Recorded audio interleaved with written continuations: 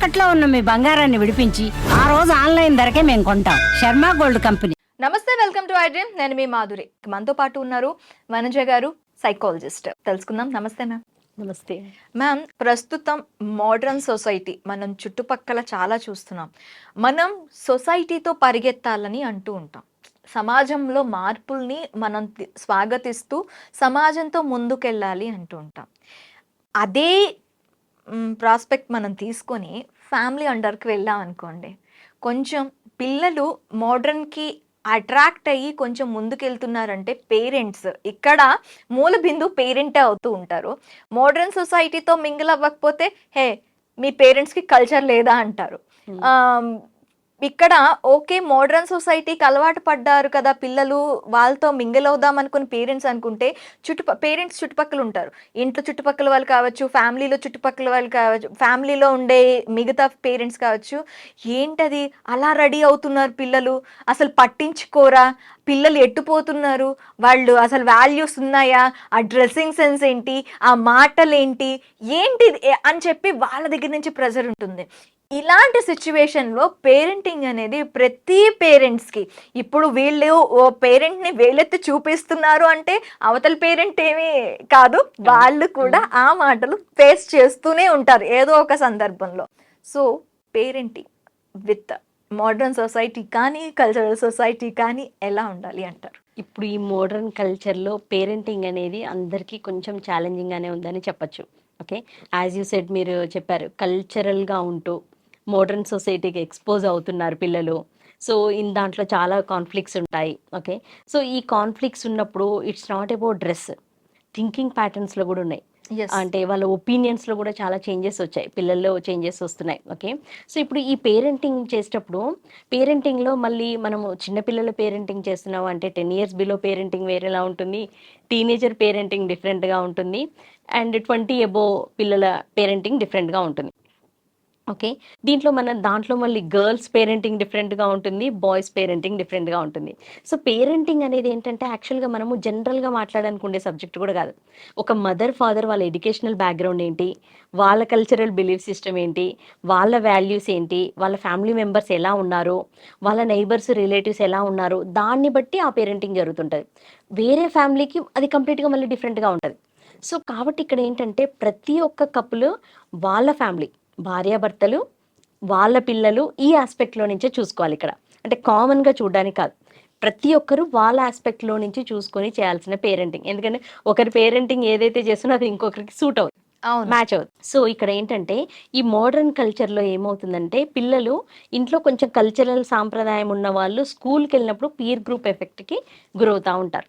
So వాళ్ళు మాట్లాడే విధానంలో ఎక్కువగా వచ్చేది ఏంటిది, లాంగ్వేజ్ ఇష్యూస్ ఎక్కువగా వస్తుంటాయి, ప్లేస్ ఇష్యూస్ ఎక్కువగా ఉంటాయి. ఓకే, రేసిజం కూడా చాలా జరుగుతూ ఉంటుంది. సో నాకు ఇప్పుడు ఫారెన్ క్లయింట్స్ ఎక్కువగా ఉన్నారనుకోండి, వాళ్ళు ఆ పిల్లలు ఏం చెప్తారు, ఇండియా నుంచి వచ్చిండ్రు కాబట్టి ఇండియన్స్ అని వాళ్ళని తక్కువ చేసి చూడడం అలాంటి జరుగుతుంది. మన ఇక్కడే ఉన్నారనుకోండి, విలేజెస్ నుంచి వచ్చారనుకోండి, ఊరు నుంచి వచ్చారు అని అనడము. ఓకే, సిటీ వాళ్ళకైతే కొంచెం ఇంపార్టెన్స్ ఎక్కువగా ఉండడము. సో ఆటోమేటిక్ ఏమవుతుంది, way of talking, language, dress culture, ఇవన్నీ కూడా డిఫరెన్సెస్ వచ్చేసినాయి. సో పిల్లలు ఎప్పుడైతే బయట వరల్డ్కి ఎక్స్పోజ్ అవుతారో వచ్చి వాళ్ళ ఇంట్లో డిఫరెంట్గా బిహేవ్ చేస్తారు. సో అండ్ దీంట్లో ఏం జరుగుతుంటుందంటే ఎక్కువగా చిన్నపిల్లల వరకు కొంచెం వింటారు, మనం ట్రైన్ చేయగలుగుతాం, అక్కడ బాగానే ఉంటుంది, మన మాట వింటారు, బయట సొసైటీకి ఎక్స్పోజ్ అయినా కూడా మన మాట వింటారు. కానీ ఎప్పుడైతే 11 క్రాస్ చేస్తుంటారో నేను కరెక్ట్, టీనేజ్లోకి ఎంటర్ అవుతున్నప్పుడు నేను కరెక్ట్, నాకు తెలిసింది కరెక్ట్, నేను చేసిందే కరెక్ట్ అని నెమ్మదిగా పేరెంట్తో మాట్లాడుతుంటారు. సో పేరెంట్కి ఆల్రెడీ సొసైటీని ఫేస్ చేసి వచ్చారు కాబట్టి ఆ టీనేజ్ నుంచే వచ్చింది పేరెంట్ కాబట్టి ఏంటంటే ఏది కరెక్ట్ ఏది రాంగ్ అని తెలుసు కాబట్టి మనం కరెక్ట్ చేద్దామని చూస్తుంటాం. సో అక్కడ కాన్ఫ్లిక్ట్ వచ్చేస్తుంది. సో కాన్ఫ్లిక్ట్తో పాటుగా పీర్ గ్రూప్ నుంచి వచ్చినందువల్ల పిల్లలు ఏంటంటే నేను కరెక్ట్ అని ఆర్గ్యూ చేస్తూ ఉంటారు. సో అది రాంగ్ బిహేవియర్ అయిండొచ్చు కూడా, వాళ్ళు రాంగ్గా మాట్లాడే పద్ధతి కూడా అయిండొచ్చు, సమ్టైమ్స్ రైట్ కూడా కావాలి, రైట్ కూడా అయిండొచ్చు. ఎందుకంటే అప్డేట్ అవుతున్నారు. ఓకే, ఫర్ ఎగ్జాంపుల్ ఇప్పుడు టెక్నాలజీని తీసుకున్నాం అనుకోండి, మనము ఈ మధ్య కాలంలో చూస్తున్నాం అంత మంచి మొబైల్స్ వాడము, టెక్నాలజీ ఇవన్నీ కూడా గత కొన్ని సంవత్సరాలుగా. ఇప్పుడు పిల్లలు పుట్టుకతోటే మొబైల్ని చక్కగా అన్ని యాప్స్ యూస్ చేస్తారు, మొబైల్ ఎలా వాడాలి మనకు ఇంకా కొంచెం ఫియర్ ఉంటుంది. ఇది ముట్టుకోవచ్చో, ఇది ముట్టుకుంటే ఏమవుతుందో, దాన్ని అప్లై చేయొచ్చో చేయకూడదో టెక్నికల్గా అంతలేము. కానీ ఇప్పుడు పిల్లలు టెక్నాలజీ పరంగా బాగున్నారు. సో వాళ్ళ కొన్ని స్ట్రెంగ్స్ ఉంటాయి, మనకి కొన్ని వీక్నెస్ కూడా ఉండొచ్చు. కానీ ఇప్పుడు ఏంటంటే కల్చరల్ పేరెంట్స్ మోడర్న్ చిల్డ్రన్ ఉన్న దగ్గర కాన్ఫ్లిక్ట్స్ ఎక్కువగా ఉంటున్నాయి. అవును. సో అవును. ఈ కాన్ఫ్లిక్ట్స్ ఉన్నప్పుడు ఏంటంటే పేరెంట్కి చాలా టఫ్ అవుతుంటుంది. పేరెంట్స్ కూడా చాలా డిప్రెసివ్ గురైన వాళ్ళు ఉన్నారు. ఇప్పుడు నా దగ్గరికి వచ్చే వాళ్ళలో పిల్లలు ఏమీ వినట్లేదు మేడం, వాళ్ళకి తెలిసిందే వాళ్ళు కరెక్ట్ అనుకుంటున్నారు. సో దీన్ని ఎలా హ్యాండిల్ చేయాలి అని అడిగే వాళ్ళు కూడా చాలామంది ఉన్నారు. సో వాళ్ళని గమనిస్తే ఏ ఆస్పెక్ట్లో ప్రాబ్లం వస్తుంది వాళ్ళకి అని గమనిస్తే వాళ్ళు ఎక్కువగా ఏం చెప్తున్నారంటే స్క్రీన్ ఎక్కువగా చూస్తారు. ఉమ్, పేరెంట్ ఏం చెప్తారు, మీరు స్క్రీన్ ఎక్కువగా చూడొద్దు, మాతో మాట్లాడండి, ఆడుకోండి అని చెప్తారు. కానీ పిల్లలు వీళ్ళరు రూమ్లోనే ఉంటారు. అదొక ఆస్పెక్ట్. అంటే పేరెంట్ ఏం చేస్తారు, మంచి ప్రేమగా పిలిచారనుకోండి, అసలు రెస్పాండ్ అవ్వరు సరిగ్గా. వాళ్ళు పిల్లలు అగ్రెసివ్గా మాట్లాడడము, అసలు కేరే చేయకపోవడము, అలాంటి విషయాల్లో. బిహేవియర్ విషయాలకు వస్తే ఇంటికి ఎవరైనా వచ్చారు, నమస్తే చెప్పమ్మా, మాట్లాడమ్మా అని అంటే అసలు ఎందుకు పలకరించాలి, ఎందుకు మాట్లాడాలి, నేను ఆల్రెడీ వర్క్లో ఎంగేజ్ అయ్యాను, యు ఆర్ టూ ఫార్మల్ అని పిల్లలు పేరెంట్ అనడము. సో పేరెంట్స్కి ఏంటి, మా పిల్లలు వాళ్ళు ఏదైతే కల్చర్ నుంచి వచ్చారో ఎగెనిస్ట్గా ఉంది. సో అవును. పేరెంట్స్కి చాలా స్ట్రెస్, స్ట్రగుల్. ఓకే, పిల్లలు ఏమంటారంటే నా పేరెంట్ చాలా టూ కల్చరల్గా ఉన్నారు, అసలు మమ్మల్ని అర్థమే చేసుకోరు, చాలా స్ట్రెస్ఫుల్గా ఉంది మాకని పిల్లలు మాట్లాడుతుంటారు. ఉమ్, ఓకే, సో ఇక్కడ ఏంటంటే ఇద్దరిని ట్రైన్ చేయాల్సి ఉంటుంది మనకి. సో ఈ ఈ మోడర్న్ కల్చర్లో పేరెంటింగ్ చేయడంలో పేరెంట్స్ కూడా పిల్లల పీర్ గ్రూప్ ఎలా ఉన్నారు, ఉమ్, సొసైటీ ఎక్కడ అప్గ్రేడ్ అవుతుంది. ఓకే, సో ఎప్పుడైతే పేరెంట్కి తెలియదు అని పిల్లలకు అర్థమవుతుందో పిల్లలు డామినేట్ చేయడం మొదలు పెడతారు. అండ్ మన లాంగ్వేజ్ కూడా చాలా ఇంపార్టెంట్. అవును. పేరెంట్గా ఉన్న వాళ్ళు ఏంటంటే అరే నాకేం తెలియదు అన్న లాంగ్వేజ్, మనం ఇంతకుముందు కూడా ఒకసారి నాకేమీ తెలియదు, నాకు రాదన్నది మన లాంగ్వేజ్లోనే ఎక్కువగా ఉంటే వాళ్ళు అడ్వాంటేజ్గా తీసుకుంటారు. ఇంకొక ఆస్పెక్ట్ నేను ఏం చూసానంటే వైఫ్ అండ్ హస్బెండ్ మధ్యన అసలు అండర్స్టాండింగ్స్ ఉండవు. ఉమ్. ఏంటి అంటే పేరెంటింగ్ అనగానే only it's mother duty correct. అనేది చాలా చాలా చాలా పాతుకుపోయింది Correct. ఇప్పుడున్న సొసైటీలో కూడా. అవును. ఏదైనా సరే ఫస్ట్ తిట్టేది మదర్నే. అవునండి, ఇట్స్ బిలీఫ్ సిస్టమ్ అండి. అంటే ఇప్పుడు మీరు గమనించండి, వర్కింగ్ ఉమెన్ కూడా మీరు ఆఫీస్కి వెళ్ళినా వచ్చాక వంట చేయాల్సింది ఉమెన్. అవును. ఉమెన్ అంటే మనం కూడా అలా బిలీవ్ చేస్తాం, పిల్లల బాధ్యత నాది, వంట బాధ్యత నాది, అంటే women related, gender related works. Um, okay, కానీ యాక్చువల్గా కుకింగ్ ఇవన్నీ జెండర్ రిలేటెడ్ వర్క్స్ ఏం కాదు. ఒక పిల్లలు కనడం ఉమెన్ కంటారు, కానీ వర్క్స్ అన్నీ కూడా జెండర్ రిలేటెడ్ ఏం కాదు. కానీ ఒకప్పుడు సొసైటీ ఎలా ఉందంటే మెన్ బయటికి వెళ్ళి పనిచేసేవాడు. అప్పుడు సొసైటీలో చాలా, ఇప్పుడు మనం చూస్తే ఆది కాలంలో అడవులలో ఉండేవాళ్ళు, యానిమల్ వచ్చి అటాక్ చేస్తుందో తెలియదు, ఉమెన్ పిల్లల్ని కంటారు, చిన్న పాపని చూసుకోవాలి, మెన్ బయటికి వెళ్ళి ఫుడ్ తీసుకురావాలి. ఆ సిస్టమ్ నుంచి డెవలప్ అయితే వచ్చిన వాళ్ళం మనం కదా. సో ఆ సిస్టమ్ నుంచి వచ్చినప్పుడు ఏంటి, మెన్ బయటికి వెళ్ళి పని చేస్తాడు, డేర్గా ఉండి, ఫిజికల్గా వాళ్ళకి ఏం చేంజెస్ జరగట్లే. ఉమ్, ఉమ్, కాబట్టి మెన్ వెళ్ళి బయటికి వెళ్ళి ఫేస్ చేసి సంథింగ్ ఫ్యామిలీ కోసం అలా డెవలప్ అయ్యి వస్తుంది. సో ఇప్పుడు టెక్నాలజీ డెవలప్ అయింది, ఇంట్లో ఉండి ప్రపంచాన్ని ఏలుతున్నాం మనము కదా. ఇలాంటి టైంలో మనం ఏంటి, ఉమెన్ యొక్క రోల్ని ఒకప్పటి నుంచి కల్చరల్గానే చూస్తున్నాం. అవును. ఓకే, సో ఇక్కడ ఏంటంటే మనము ఏది కూడా ఓవర్గా థింక్ చేయమని కాదు, మెన్ ఉమెన్ ఇద్దరు కూడా అర్థం చేసుకొని ఒక ప్రాబ్లం అయినా, ఒక నిజంగా ఒక సక్సెస్ అయినా బాధ్యత తీసుకోగలగాలి.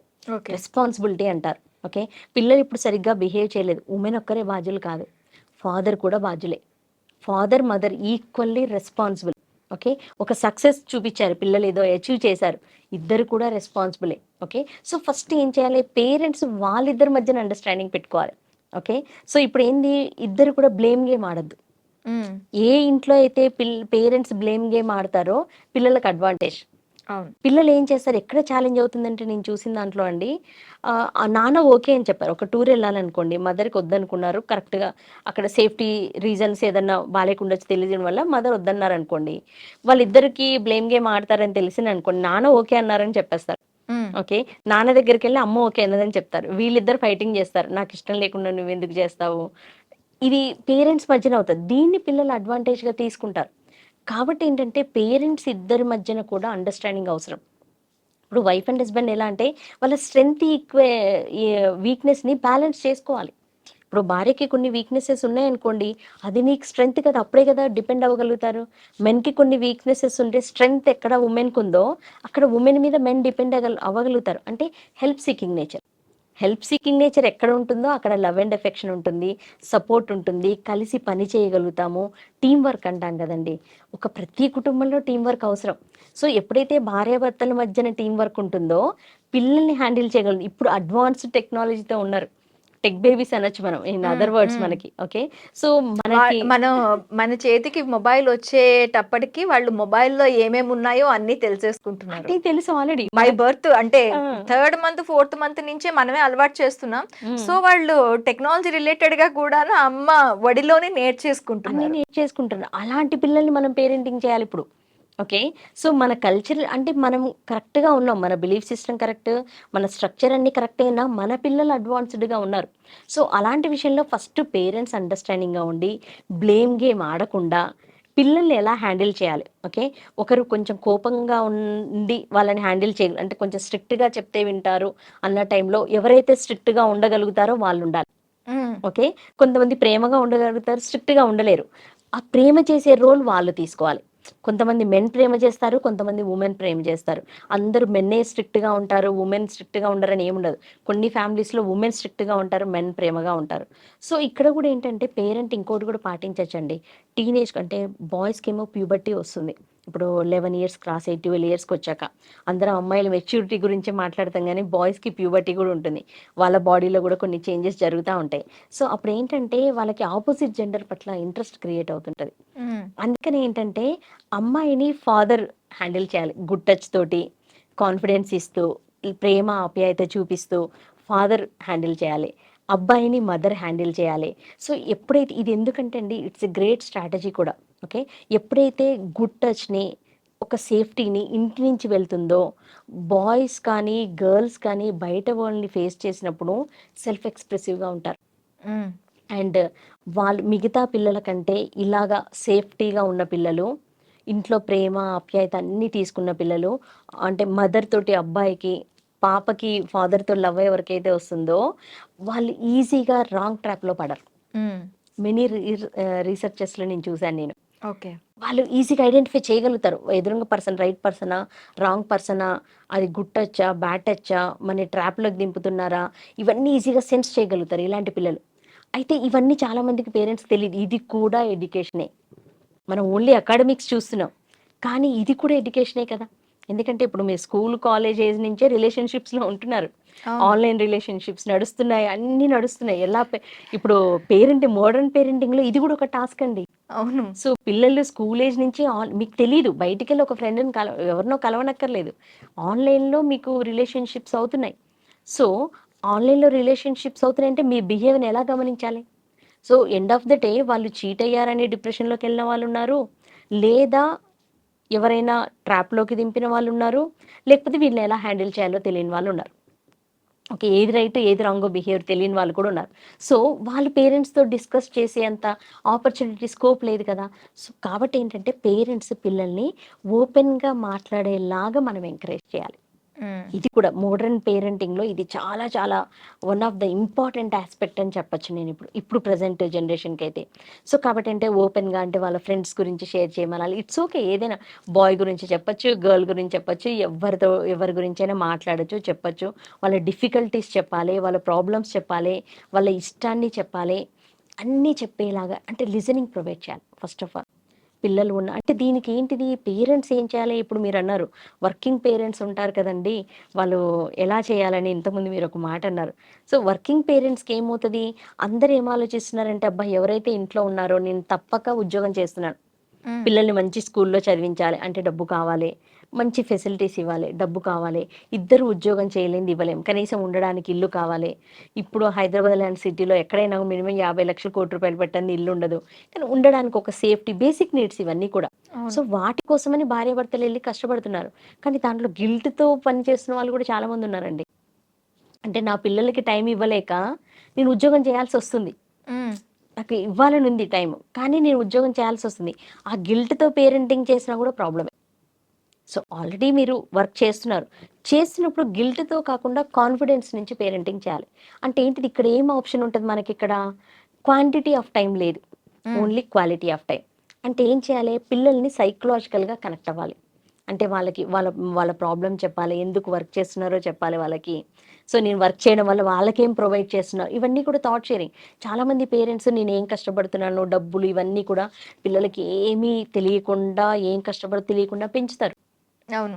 రియాలిటీ కష్టం తెలియాలి. వాల్యూ తెలియనివ్వట్లేదు తెలియాలి. సో పేరెంట్స్ కి. అంటే వాళ్ళు కష్టపడి పని చేయడం కూడా ప్రేమనే కదా!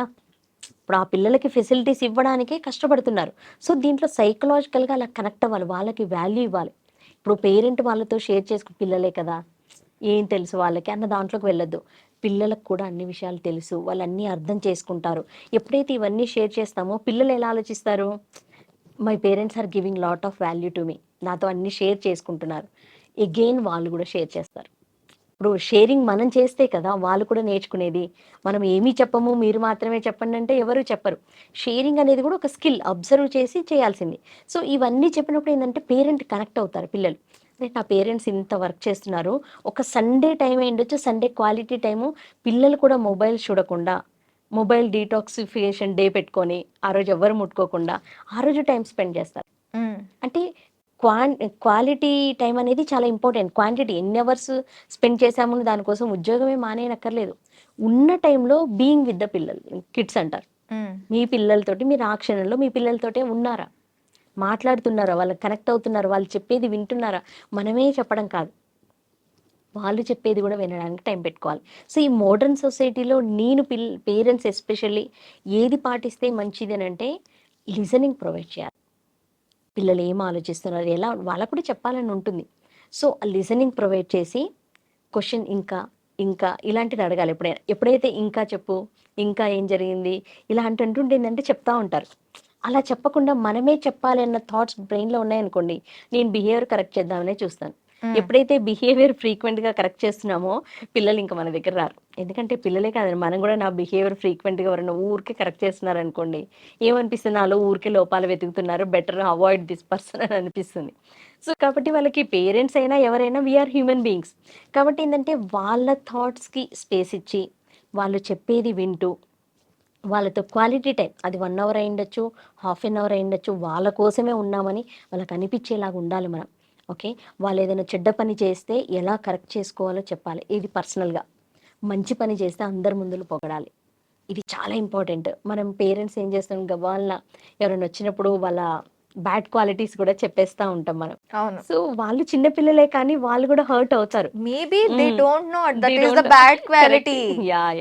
హ్మ్. వాళ్ళకి తెలియకపోవచ్చు అది అవునవును. మంచి పని కాదు అని హ్మ్. చెప్పి. అవును. దాన్ని ఫ్రెండ్లీ వేలో కన్వే కరెక్ట్. చేయగలగాలి. యాహ్! అంటే మనం కన్వే చేసేటప్పుడు కూడా అండి పర్సనల్‌గా తీసుకెళ్ళి చెప్తుంటాం కదా పిల్లలకి. దాని ఇంపాక్ట్ ఏంటి? అలా ఉండడం వల్ల ఏం ప్రభావం పడుతుంది నీ మీద?